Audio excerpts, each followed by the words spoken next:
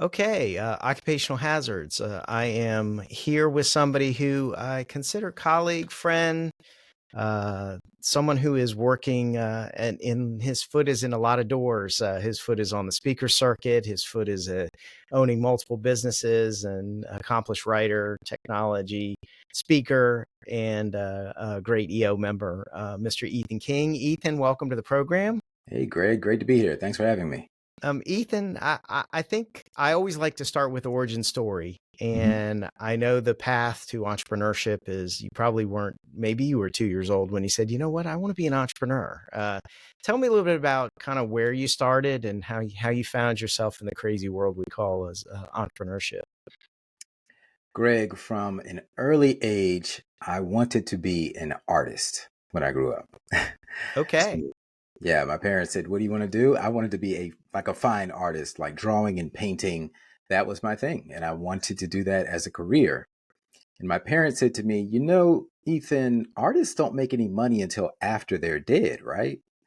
So that kind of sent me on a mission to prove them wrong. So that's the essence of my origin story. So the knee-jerk reaction was starving artist. Your parents immediately flew into starving artist mode and said, Right. "Yeah, that's good, except you're going to be living off of our paychecks for the rest of your life." It's like, Right. And parents, and now that I am one, I understand you want the best for your child. And they wanted me to be a doctor or a lawyer or something safe like that. But I was just right. always into drawing and painting. And then even when I went to high school, I was taking college level art classes. I took AP art classes, scored a perfect 5 in both of them. So went to college with credit in art, had my work in exhibitions. But my parents were actually right. Uh, Being an artist doesn't come with a huge paycheck. No, it does not. No, it does not. But also, wouldn't you say that there's a trajectory of parenthood, which is when you get to be about 16, 17, 18 years old, you think your parents are the dumbest people on the planet. And it isn't until you turn 22, 23, 24 that you're like, they're kind of smart. They know what they're doing. Very true. Very true. Yep. My daughter is 14 now. And every day, whenever I say something, she says, "How did you know that?" I'm thinking, like, I've been on this earth 30 years longer than you. Of course, I know things. Right. Right. My son, who's 24 years old, I was trying to remember when the eye rolling started. The eye rolling started, I think, about 16, 17 years old of but this guy who's telling me things doesn't know what's going on. And then now that he's out in the working world himself and he, post college, he calls and we have really great discussions about leadership and employees and how to manage through things. And it's just great to see through my child's eye, and not only validation that, well, maybe I'm not the dumbest person on the planet, but that I've actually lived enough and have some experience to share. Yes, definitely. And, Yeah. and on that note, there's such a benefit. I didn't grow up, my parents weren't entrepreneurs, so I didn't grow up with an entrepreneurial role model.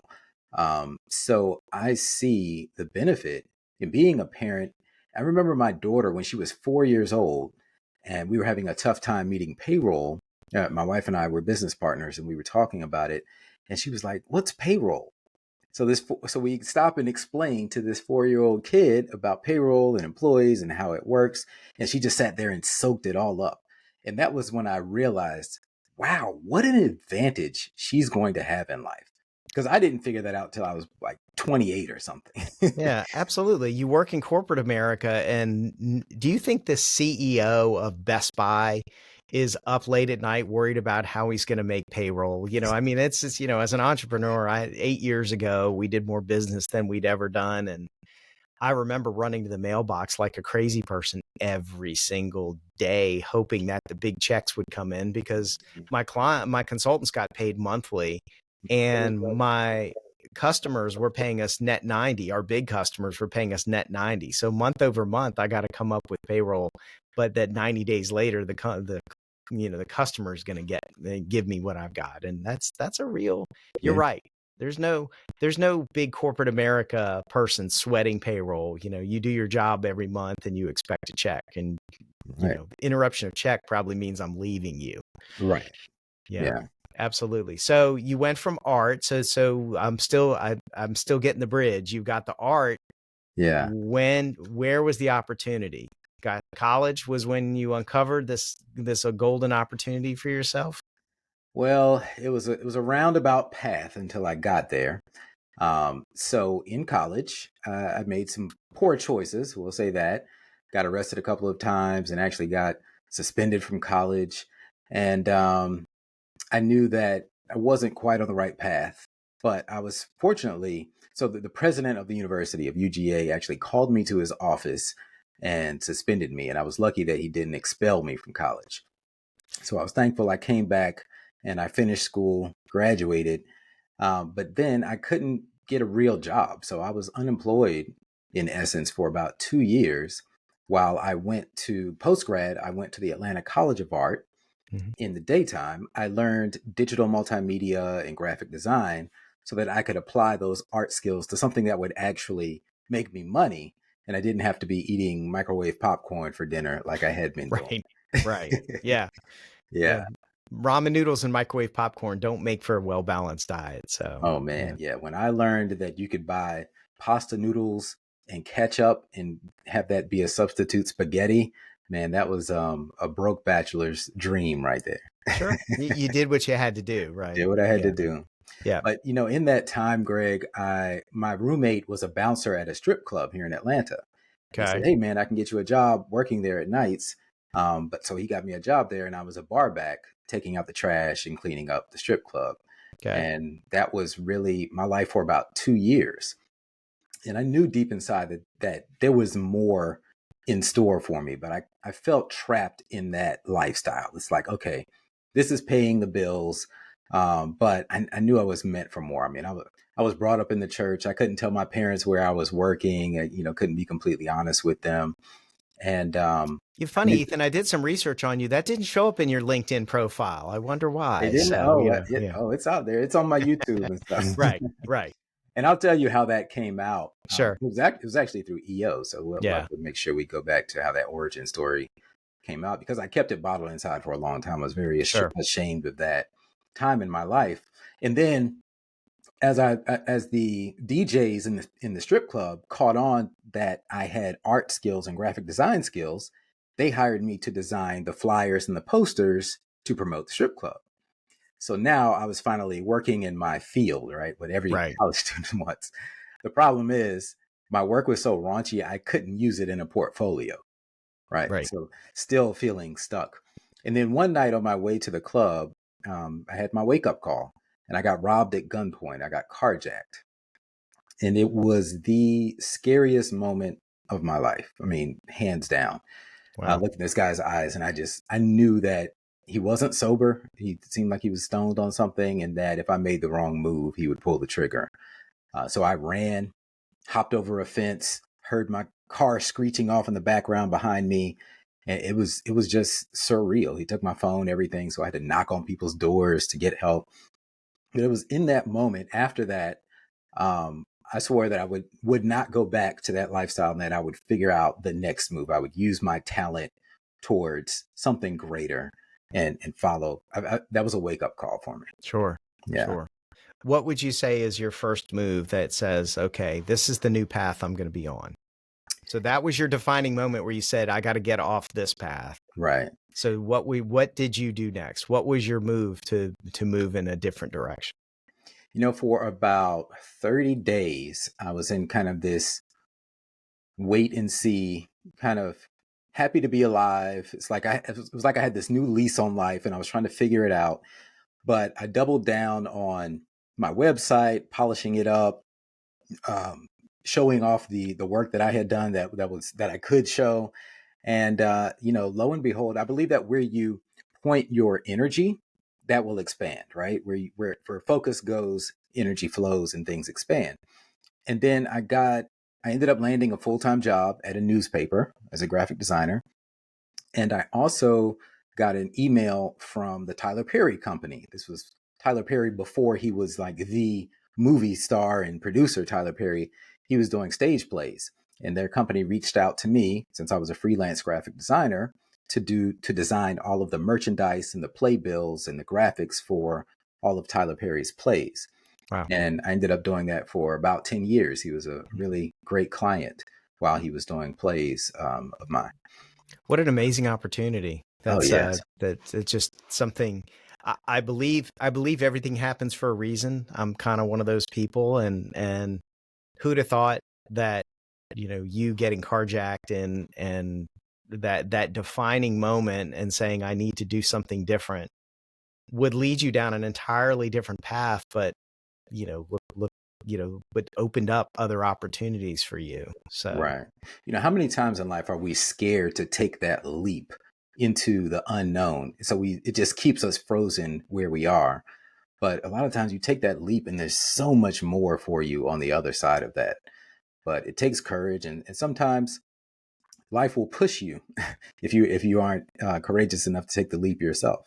yeah, this is well documented in my podcast with other folks, but my foray into entrepreneurship was honestly a boot in my ass. I got fired from corporate America Oh, wow. at a time in my life where my mother had just passed away in a January, and then February I found myself fired from my job, and I thought Wow.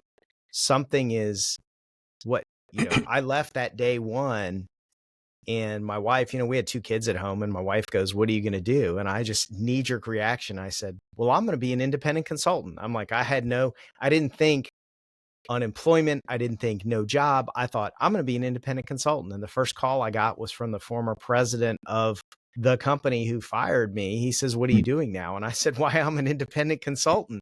And he goes, "Good. I need you up in New Jersey. I need you to help me." And that was my first gig with a client. And Nice. again, my further affirmation that at one point I am fired from corporate America, not knowing it. And the next point I'm starting a business, which I didn't know at the time would lead me into this business, which I bought today. But Wow. it is interesting to me. Life pushes us. Every entrepreneur I've talked to, most of them are like yourself, where it's like, I was setting out to do X. Hmm. And what I wound up to do is Y. I mean, I've interviewed lots of people, and I think only 1 or 2 of them said I always wanted to be in business by myself, on my Hmm. own.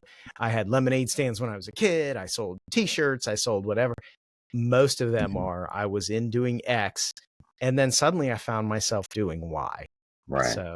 So tell me about your first business that you owned. So you were in graphic design, you were working, and so that was that your own digital marketing company, or were you part of a bigger organization doing that work with Tyler Perry as your client? So the work I was doing with Tyler Perry, I was a freelance designer, so my Okay, own solo agency. I might have had an assistant, sure. but then I also had a full time. It was a full time job, but it was kind of weird hours. I worked 3 days a week, long hours at this newspaper. So that was my job as a graphic designer, Okay, and so I was doing both, and it worked out well because I was able to focus on the freelance business on my off days from the newspaper. And around the same time, this school project that I started when I was in college kind of took off on its own. It was sitting dormant. And what it was a branding project where we had to develop a fictitious company and create the website, the logo, the brochures, the business cards, all of this collateral around this fake company.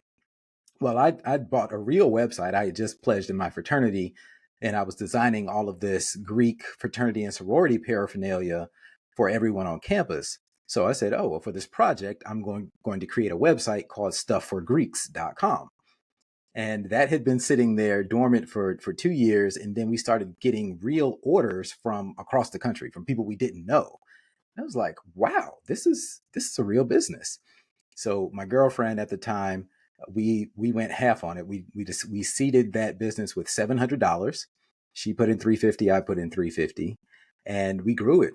And today, Stuff for Greeks is still one of the top e-commerce websites for fraternity and sorority gear. We're one of the leaders in the industry, and that girlfriend is my wife of 22 years now. that's amazing. Now, let's be very clear. For those of you who don't know, Stuff for Greeks and the wear that you. These are not. I was in a fraternity. This was not. This is not a simple sweatshirt with 3 letters on it. These are Right. very elaborate. And talk about a little bit kind of the needs that you uncovered in the marketplace. Yes, definitely. So remember, I always wanted to be an artist. So I got to be an artist through Stuff for Greeks. on people's jacket backs. So in my fraternity, more so like in the African American fraternities and the Latino, it's our paraphernalia is very elaborate. So we get these jackets that are like decked out, front sleeves, back, and on the back, sometimes people would get an image put on the back of it. If you think of kind of like a team logo, kind of that type of thing. Well, we took it to the next level. Since I was an artist, I would draw out people's jackets and show it to them, and it might be a sketch of some icon that represented their experience in their fraternity or sorority. Then people started getting their own photo embroidered on the back of the jacket, and it just gets more and more complex and intense. But we are creating a unique piece of art on the back of each jacket. And some of them are one-off jackets and some of them are for large group orders. But that's what really made us stand out in the marketplace, is because it wasn't just three letters on a shirt. You could get that anywhere. But we want people who want to stand out come to us because we are known for that. Like when you walk down the street in a Stuffer Greeks jacket, you will get attention. People will stop you and take pictures. So you got to be ready for that. But that's what has really given us the leverage over the past few decades. Yeah. So $700 to start the company, you and your girlfriend, now wife. So talk about what you knew about owning a business and talk about kind of the first bump in the road you encountered at Stuff for Greeks. Whew, yeah, I knew nothing about owning a business, absolutely nothing. And you don't know what you don't know. So we had several bumps in the road. Um, the first one, we were in this little tiny office closet in Tyler Perry's first building. He let us use that in exchange for a discount on his graphic design stuff. So our first embroidery machine was in there, and we were spilling out into the hallway, so we had to move out of there. So we bought a house and moved the business into our basement. And we bought the house with the sole purpose of that. So the basement, the employees had their own entrance. At the time, we had about 8 employees. We had a water cooler, a snack room, all the stuff down there in our basement, 3 embroidery machines. And at the time, this was before Uber and stuff existed. So we had all of these cars in our parking lot from our employees, and UPS was coming every day. So we started to get letters from the HOA because we live in a cul-de-sac. So that was the first hurdle, because we had to figure out, okay, where are we going to go? We're outgrowing this basement. We can't stay here. And we thought either lease some office space or, what do we do? And one thing that I picked up from working with Tyler Perry is he always said, own it. Make sure you own it, which he learned from his mentor, who's Oprah. Mm. So we looked at some commercial buildings in Atlanta. Even though we didn't have a lot of money, we said, well, let's see what's out there. Maybe we can actually buy a building. And we were able to scrape together some savings and get an SBA loan. And we actually bought a building in West Midtown, Atlanta, which is it was a quiet part of town then, pretty isolated and empty. But now, 20 years later, the Beltline's coming through there. It's a really booming part of town. So it was a great investment. We're very thankful for that. Yeah, that's amazing. I think a lot of people don't realize that, especially with commercial real estate, that banks, entities, they want you to come in and invest in those type of buildings, and they want to make it attractive for you to get in there, because without businesses coming into these buildings, they don't have a business. And I think the state of commercial real estate, at least in my area in Richmond, Virginia, there's been many years where, the push to do remote work and the push to move from work from home has really impacted commercial real estate to the where there were some amazing deals out in the marketplace. And I'm sure when you went to start this, I don't know what year you were in the building business, but This was actually like the end of 2008. So this was like right before the crash. Sure. Okay. So commercial real estate was probably at a moderate price point, especially in the area you were at. I'm sure that building, though, now I know exactly where you're talking about. Building now is probably worth a lot more than you originally bought it for. Oh yeah, that building had been sitting vacant for 3 years, and it was just a shell of a building. There was nothing inside. There were trees growing up out of the ground because of the greenhouse effect. So we bought it. We got it for really cheap, and we gutted it out and built it totally up from the inside. So we were Yeah. very fortunate to have that encounter. And in that experience, we had some extra. So we were able to move out of the house, move all of our offices to that building, and we had some extra space. And a few of our customers had been asking us to open a retail store. So we said, okay, well, let's do it since we have this empty space. But let's not call it stuff for Greeks because we don't want to limit ourselves to the fraternity and sorority world. Now that we have a store, let's expand to other markets. So we called the store Zeus's Closet, and it's also still open today. But it allowed us to expand into so many different markets: school uniforms, film and TV wardrobe. We've done a lot of jackets for entertainers, hip hop artists, things like that, because they like the same flashy, standout jackets. Our jackets were even worn on the Grammy stage last year, which was really cool to see. We've had work in some movies because the film and TV business really picked up here in Atlanta. So it's been a fun journey to kind of pivot from stuff for Greeks into, and that's still going, but then also into this whole other realm in the entertainment industry. And we really just enjoy making people feel special and feel significant along the way, because these are treasured keepsakes that we're making. Sure, that's amazing. Now, I can imagine the online e-commerce world, it's way different than the retail world. You know, Mhm. what were your challenges on the retail side when you first started? Well, our ecom supported the retail at first a lot, and they have their pros and cons. So on the retail side, the benefit is people can walk in our door and we can actually offer same day service. You could bring, let's say you have a trade show to go to and you're flying out tomorrow and you have some old polo shirts in your closet. You grab them, you bring them to Zeus's closet and say, hey, I need my logo on these and I need it today. We can make that happen for you. Now, it won't be cheap, but we can make that happen for you. Whereas with e-commerce, you can't really do that just because you have to allow for shipping time and all of this stuff. So they ended up really supporting each other and filling in the gaps for each other. But where it really came in handy, that, and I'm really fortunate that we had a strong e-commerce structure, is COVID. Because when COVID hit, we had two store locations, and the other one we were leasing in Kennesaw because we were prototyping our franchise concept, and it completely shut down. And right in the middle of our lease, we had a 5-year lease. Things were going great. We had a store manager who was running things. It was growing. Boom, COVID put a halt on it, and it didn't reopen for a long time. But the landlord was very unforgiving.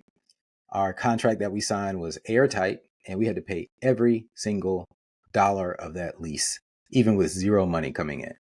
So the e-commerce side, though, picked up because people were at home shopping, and a lot of our competitors disappeared. They went out of business because they did not have an e-commerce portion. Mm. So the brick and mortar was closed, but people were shopping with you online, and your strength in your e-commerce, your online side, really carried you forward through COVID. And Definitely. yeah, Definitely. that's amazing. That's amazing. So you running a retail store, you're running e-commerce. Let's talk about technology, because I know you are a guy who has a very high passion and also a great aptitude for technology. Talk about technology and kind of your trajectory from business owner. You know, you're now speaking about technology, you're speaking Right. about AI, and you're constantly experimenting with different projects to help other people. So let's talk about that trajectory. What's what was your motivation to move from one to the next? And Yeah. tell me a little bit about that. So this came from another bump in the road that we had about 11 years ago. We ended up in this nasty legal battle that turned into a lawsuit with one of our former business partners. And it got really bad. It was costing us hundreds of thousands of dollars. We were losing revenue.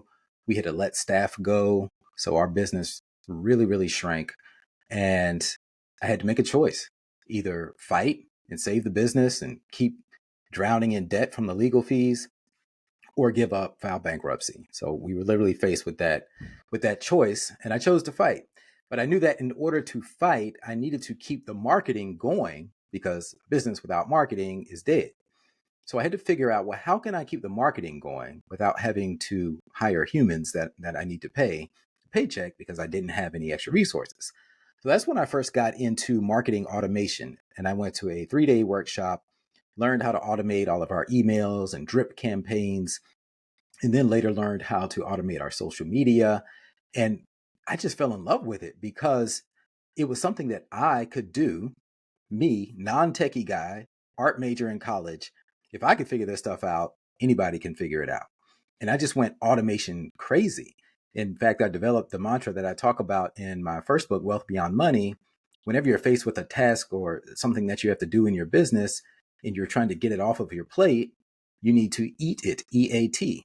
First, can you eliminate it? And if you can't eliminate it, then two, can you automate it? And if you can't automate it, then train someone else to do it. So EAT. Hmm. But usually, if there's a process that if you can document it step by step and it's a routine process, today you can probably automate the entire thing. So when the AI tools came out, I just went crazy because we already had great automations in place. That's how we were able to save our business. And we ended up doubling our business revenue with half the staff that we had before because of the automations. And then when AI came out, we just layered it on top of that because AI is really just another form of automation. AI and automation go together like peanut butter and jelly. So we put that on and ChatGPT, Claude, all the things. And every day we're implementing new things and processes in practical ways that really, really saved our business. Now, here's the thing, Greg.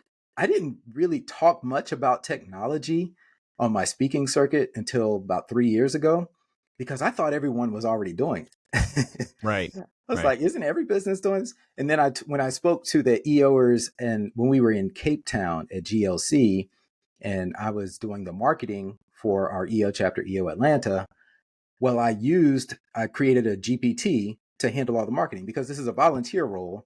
I don't have all day to spend crafting all this beautiful prose to use on social media and emails.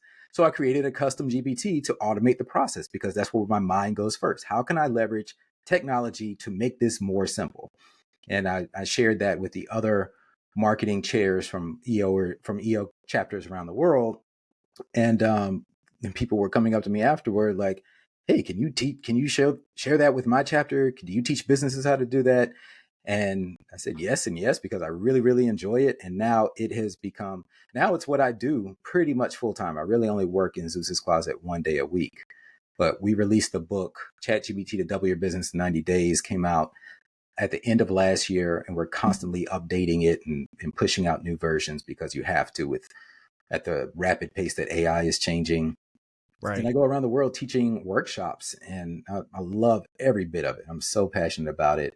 We are in the midst of a revolution unlike anything else that we've ever seen. And it's largely because the playing field has been leveled, and people like me who aren't coders by nature and by training can now come in and make apps and websites. You can ask AI to help you do it if you don't know how to do it. So it just really levels the playing field. And we're going to see more and more technology come out at a much, much faster rate. So I encourage people, like, don't be scared that AI is going to take your job. AI will come for your job, but you need to come for AI first so that Yeah. you win. Yeah, very true. I was sitting at I was in Mexico recently for an event, and I was sitting next to a fellow business owner, and he asked me what I did for a living, and I said, "Well, I own a database company, and we do database administration." And he was also in IT, Mhm. and he said, "Well, are you afraid that AI is going to put all your people out of business?" And I said, Mm. "Absolutely not. I would argue that the business I started in 2011 and grew 5 years later, that business was totally different than the business I started. And 5 years later, that business was different than the one I started. And I told him, I said, when cloud computing first came out, somebody asked me the same question. Well, with Mm. cloud computing, you don't need to maintain the databases. They can all sit in the cloud and they maintain themselves. And I said, no, I think what we need to do is pivot. We need to become experts in the cloud world because I know that if you don't pivot in a business, if you don't make adjustments along the way, if you're in the same business you are 25 years later, good on you. All right. I would argue most people have to make adjustments in their business. So I wasn't afraid I just know that we needed to do things a little different. And I think in the next 5 years, we'll be doing things drastically different. Oh yeah. Uh, Oh yeah. yeah. So tell me about your first speaking engagement, Ethan. So, somebody is paying you money to get in front of a group and talk. Tell me about it. Walk me through that process. My very first one? Yes, sir. Well, my first one wasn't paid. A lot of them weren't paid. Oh, okay. But I started out, it actually started, well, let me back up because a lot of it was because of EO. I've been a member of EO for 11 years now, even longer than that if you count my accelerator years. So in EO, we do this exercise called a lifeline. And I know a lot of entrepreneurs listen to this and people who are also into personal development listen to your podcast. So this is a great exercise to do is grab a sheet of paper and draw a timeline. So you have your age, 0, where you were born, and you draw a line from left to right. And on the right is your current age. And then just plot out only the lowest points in your life and the highest points in your life. That's it, nothing else. And I had never done this exercise before, and I did it in forum training for EO. And we got really deep. It was a confidential environment, and everyone got really vulnerable. And I shared those low moments. Like my first memory I have is my parents getting divorced and asking me who I'm going to go with, and things like that I already shared with you about getting in trouble in college and getting suspended. And, before that, I only wanted to share the highs. We only want to talk about the awards and the accolades and the medals. That's what we enjoy and we're comfortable talking about. But most of the time, we keep the deeper stuff, the darker stuff, kind of buried inside. So this is my first time bringing it out. And after that meeting, one of the other guys who was in there said, "Hey, your story was so impactful. I want you to talk to this reporter that I know." And at first I was like, "Hey, man, I don't want to talk to a reporter. This was all secret stuff. Right. Why would I talk to a reporter?" Right. But I reluctantly did have the reporter. I reached out and the reporter came to my office and interviewed me. And I told him all of the things. And sure enough, 2 weeks later, my phone is just like blowing up with text messages and calls because I'm on the front page of the Atlanta Journal-Constitution business section, full article about me, but it's not about my accolades and my business awards and stuff that we've won. The headline read, "Businessman has an epiphany at gunpoint." So if it Wow. bleeds, it leads, right? Sure. Of course. Yeah. Right. Right. And then I was in the same column. I was on the front page of the business section 3 more times that same year. So my life immediately changed. People knew about my business that had never known about us before. And here it all came from sharing vulnerable moments. And now, since it was public, I decided, well, I might as well keep sharing these on a public stage because they've had a positive impact on people. Right. That reporter, I ran into him years later. I actually really ran into him. We were in a race, the Peachtree Road Race, a 10K, and we both happened to cross the finish line together out of 60,000 people. And we looked Wow. at each other and like, "Don't I know you?" And it was that same reporter. And he said, "Man, you know what? Your story was the most shared out of the entire time I ran that column, that Secrets of Success column." But it was because of those vulnerable moments. So I tell people that now that has led to all types of speaking gigs and books. And I tell people, share your pain moments because those can lead to champagne moments. Yeah. Well, that's amazing. And I agree with you 100% that there are all too many. There are lots of organizations out there. I always think of industry groups. If you go to an industry conference and you're sitting next to a couple people who are competitors in your business or something, something tangential to you, and you ask them how everything's going, the answer is always great, right? Great. Right. Best year ever. Growth Yeah. through the roof. Everyone has a front when you go into these type of industry. I've never been to an industry conference. Like I go to this Microsoft partner conference, and there's 15,000 Microsoft partners. Not once have I gone to that Microsoft partner conference and asked a stranger and say, "How's your business?" No one ever goes, "We've had some really down years, been kind of flat. I'm really concerned. I have to lay off my employees, etc." None of that. It's always everything's great, things are good, we're growing, growing, growing. It's only when you get around entrepreneurs who are willing to share their vulnerability. And the Entrepreneurs Organization is a great example of that, where you're in a peer group where it's actually encouraged, is that wall gets stripped down Right. and you can come out and say, look, I've had some success, but here are all of my failures, and these are the things that I've learned. You were with me in Cape Town, South Africa, and Mhm. I've brought this up many times about Bear Grylls and his speech, and talking about how his three shows on the television. That's what people know, is he has three shows on the Discovery Channel, but he said he had like 53 pilots that failed. He Mhm. filmed 53 other shows that didn't make it. And he says the Mhm. pathway to success is through failure. That's right. And I believe that as well. I've learned over the years that if there is something that you are failing at, that's trying to give you hints on what's in the future, what's toward, that success is on the other side. That's right. That's right. Yeah. So talk about you have published a couple of books now, Right. right? Two, Two. a Mhm. couple of books. Talk about going from speaker to author and the process that you went through to say, look, not only can I share this face to face with people about business, but I'm ready to start writing, because I very frequently like to talk and share and inform and light. But I think if you my behavior is, if you put me in front of a computer to start writing all of these things down, it's gonna take me a very long time to do. Yeah, definitely.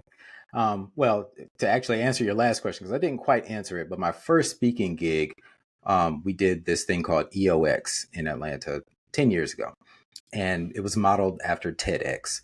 And the idea, we had 8 minutes, and we got to get speaker training as a benefit. If we raised our hand and said, okay, I'll be one of the 8-minute speakers, then we got to do training at this place called Speakeasy. So I did that, and I was very nervous, but I got up there, and it could be an idea about anything. So I shared how I manage my answer to life balance, which I don't believe in life balance in a traditional sense. I think it's a myth. But I look at That is life, true. yeah, I look at life in 6 different areas: spirituality, intellect, money, your physical presence, your love, which is all of your relationships, and your entertaining experiences, like your hobbies and so forth. That spells the acronym SIMPLE. And I was living my life in a way, and I still do live my life in this way, where I constantly calibrate across those 6 areas of life. If you think about like the metaphor of flaps on an airplane wing that are always doing micro adjustments. And that's how I live my life. And I shared that concept in that 8-minute talk. And people would come up to me months later and remembered the entire talk. And they could spit it back to me, and it just really stuck with people. And then they were like, you need to do something with this. At the time, I had no intentions. I was just doing it for fun. I had no intentions of ever doing anything with it. And more and more people said, you should do something with it. You should do something with it. So they planted the seed. And in the back of my mind, I said, well, maybe I'll do something with it one day. I started a Google Doc that was the outline of a book, and it sat there for about 8 years. Wow. Yeah. And I kept speaking. So I kept crafting the speech, and I would, offer to speak here and there for free, just to kind of get my chops and do Toastmasters. And what I realized in hindsight and looking back, what I was doing is really testing the material to see what resonated most with the audience, which points, which stories and so forth resonated most, that would later go into the book. So it was a long process of at least 8 years before I actually decided I'm going to write this book and actually fill out this whole Google Doc. And the reason I did it, because I was going through a season where, yes, I had been getting booked for some speeches and been getting great feedback. But when I started reaching out to some people, they would just ghost me. They didn't take me seriously. And just the right words sometimes hit at the right time. Have you ever experienced that? Absolutely. And one of my coaches said, if you don't have a book, no one's going to take you seriously. And that just, in the realm of public speaking. Sure. And those words just lit a spark under me. And I decided right then and there, I'm going to finish this book. And I gave myself a 6-month deadline, reached out to a publisher to help me push and promote the book, because I knew I needed accountability. I needed someone with experience. But I also wanted speed to market. I had to get this message out to the world. So I fleshed out that Google Doc. And yes, and this was before ChatGPT. So I actually wrote in the whole book. But here's the tip for someone, because it is grueling to just sit down at a computer and type, type, type, type, type. So I did do a lot of that, but I would be out on a walk or a run. And since it was in the Google Doc, I could, if I had a thought, I could just flip open my phone, go to the Google Doc and use my voice to dictate into the Google Doc. And then when I got back to my computer, of course, that paragraph would look like gobbledygook because I was talking, but then I could clean it up very easily. And now that we have AI at our fingertips, you can do that same process and take your gobbledygook and put it in ChatGPT, as long as you have it customized in your voice, have ChatGPT clean that up. And that's a much faster way to write a book. Yeah. So did you find your second book was way quicker to write than your first book? Oh, yes. And it had to be because I Yeah. was writing a book about AI. And I, I, I dragged my feet on that for a while. I thought about not doing it, but I was speaking about AI, and a few people who booked me, a few of the event planners said, "Hey, do you have a book on this? We would like to buy some copies of your book." And I was tired of saying, no, no, I don't have a book. It's AI. It changes too fast. And I started taking pre-orders during some of my speeches, and I sold a lot of pre-orders. And this was in January of 24. And I told people, yeah, the book's coming out this summer. I hadn't even started on the book, but now that I was taking pre-orders, I had to deliver. Like, I'm not going to take people's money and not deliver. Right. Now So you've got pressure you got pressure because you got people who put money on or put a pre-order that's right. in. Right. That's right. So yeah, I sat down and I took the 90 practical steps and ways that was already using ChatGPT and other AI tools and automation tools in my business, and I put them in order in a way that made sense. And that's why it's called ChatGPT to double your business in 90 days, because it is designed in a way that it's not a novel that you sit down and just read all the way through while you're curled up by the fireplace. No, you read chapter 1 and you stop and go and do that thing and go down the rabbit hole, because you know how it is with AI. You just start going down the rabbit hole and you end up doing this and then like, oh, this is so cool. So the book is designed that way. Take each day, go down the rabbit hole, explore it, apply it to your business. Then day 2, you do the same thing. Day 3, same thing. And it's called ChatGPT to double your business in 90 days. It's about more than just ChatGPT. It's just that most people that term has become synonymous with AI with the general public. Right. You had to get a hook in there, right? Yeah. So right. Yeah. Amazing. Amazing.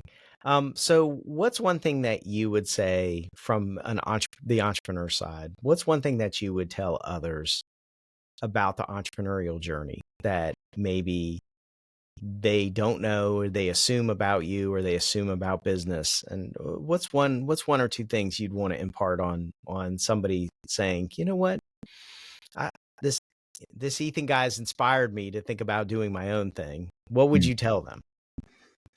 I would tell them to sell it first. Whatever it is, whatever grand idea that you think is awesome, you don't know that it's awesome until somebody buys it. People can say all day, yeah, that's a great idea. Yeah, I would buy that. Get people to vote with their wallets. And the only way you can do that is by putting something out in the marketplace and selling it first. And I realized looking backward that I've done that in all of my businesses. In Stuff for Greeks, I told you we had the website up first offering these jackets and stuff. We didn't know how to make jackets, but when somebody paid us to make their jacket, we had to figure it out. So that's how I operate. And I think it does two things. One, it gives you a deadline, because if we don't have a deadline, then we'll let things drag on forever. Who was it? Someone said, you don't need more time, you need a deadline. So if someone's paid me, they're expecting results, that's giving me a deadline. And the second thing is it gives me accountability. It gives me validation that what I think is going to be good in the marketplace actually is, because someone has paid their hard-earned money for it. So that's what I tell people. Like, the mistakes that I have made in business are usually because I was over optimistic and I did not follow that mantra of sell it first.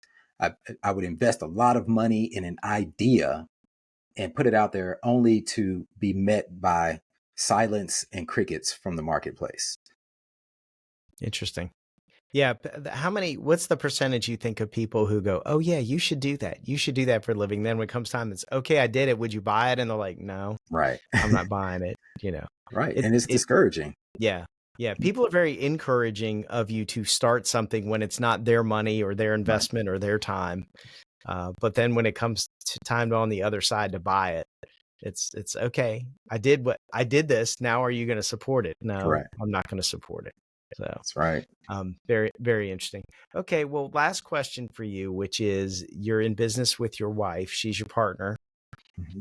Um, and you have been able to do some great things in the business world. Tell us about life outside of business, what you guys as business owners and as part of the Atlanta community.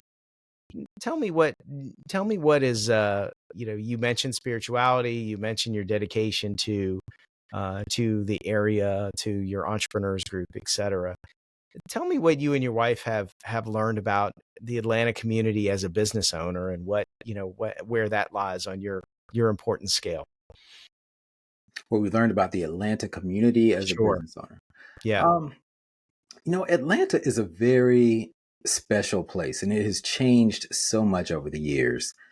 And we have what I call we have Atlanta pride. I wasn't born here. And my wife was born about an hour east of Atlanta. But there's this pride that comes along with, and it's not because like we have the winningest sports teams by any means, but just like the largest airport, hip hop music, movies, just so many things where Atlanta really shapes the culture. I think there's a brand called Atlanta Influences Everything. And so that's where a lot of the pride comes from. And we had an outstanding, unbelievable day last year where we were surprised. I came to my office and the Atlanta Hawks said that they wanted to interview us for a podcast or for their podcast or something or social media. We were like, okay, cool. I'm used to that. That didn't seem odd. But when we showed up, they actually surprised us with a $10,000 grant out of nowhere. We didn't apply for it. Dominique Wilkins was there and Kyle Corver, and they had a basketball goal set up in our parking lot. And so I'm out here shooting basketball with Dominique, who's a basketball legend, and Harry the Hawk is there and UPS. So the Atlanta Hawks and UPS teamed up to do this for our business because they had been watching us over the past 15 years. And they were like, and they talked to some people in the community and said, this is a business that we love as being a part of the Atlanta community. And we want to show them our appreciation and give them a hand. And they put it all over their social media and everything. It was just unreal. And I'm so thankful for that moment. But one thing I said, they actually did interview us after the big surprise. And I said, I'm just Atlanta proud. And that's how I would answer that question. That's amazing. That's amazing. Well, Ethan, I so appreciate the time you've spent with me. I also appreciate the time you spend with entrepreneurs and helping them learn more about not only AI, but learn more about their business and automation. And I wish you and your family nothing but the best, some great luck. I'm sure I will see you around at future events, and I appreciate your time today. All right. Thanks for having me, So, Greg. It's been a lot of thanks a fun. lot, Ethan. Take care.